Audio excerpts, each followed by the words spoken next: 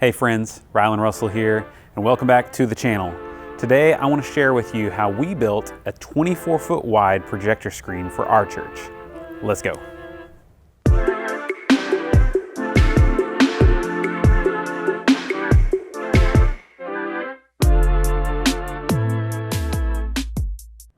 When I first came to Central 11 years ago, this is what our sanctuary looked like. As you can see, it was a pretty normal early 2000s setup for a church. And one area that I quickly realized we needed to improve was our projection system. It was a small, old 4x3 drop-down projector screen with a small projector, and it just didn't do justice to the content that we were producing to be shown on it. So I started looking at what it would take to make some upgrades, and with our budget, I knew I'd have to make some compromises somewhere. And we weren't going to be getting an LED wall or even a triple wide setup. And after brainstorming different ideas and arrangements, I settled on one large center screen with one shortish throw projector. But after looking at the normal brands for projector screens, I got some sticker shock, and I decided to allocate most of our money to the projector and spend less on the screen. So I set out on a DIY expedition, and I stumbled upon a website called Carl's Place. Carl's Place is a website that sells pre-made large format screens and kits with a frame that's built for those. But the best part is that they will actually create any custom screen for you, any size up to 20 feet tall. Now at 10 feet, they have to add a seam. So I ordered a sample of the flexi white material, and it had a seam in it just to test it. And it looked great. There was no noticeable difference between it and our professional screen material.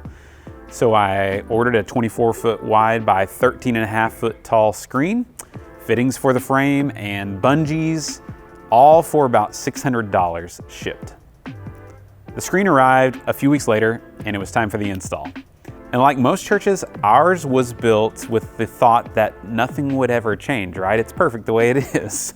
And so we've got a drop ceiling, and it's about 15 to 20 feet up above that to the beams in the structure. So hanging anything is extremely difficult. Instead, I opted to just utilize our choir loft and secure it up against the wall. And to be completely honest, it's really just leaning against the wall and secured. We built a frame for the screen out of conduit and metal fittings, and then we secured it to the conduit frame with bungees.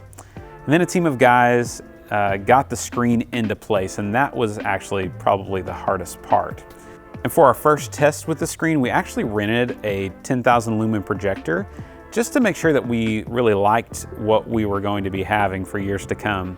We tried it out on Easter and we loved it, and so we decided to go ahead and purchase a projector.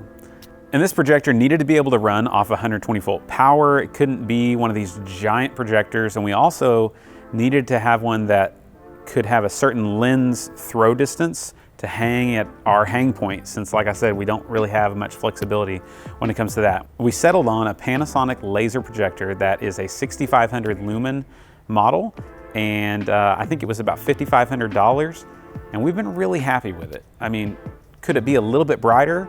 Sure, but the law of diminishing returns, I think, kind of hit around that mark for us, and we've used it now for 10 years, and it's been really, really good.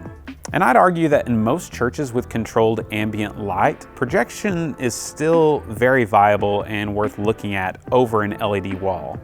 We did have to refocus all of our Source 4 Juniors so they weren't just going to blast that back wall where the projection screen was with light, and it made a huge difference. But an LED wall this size, if I'm guessing, it would probably be around $50,000 to $75,000 on the cheap side.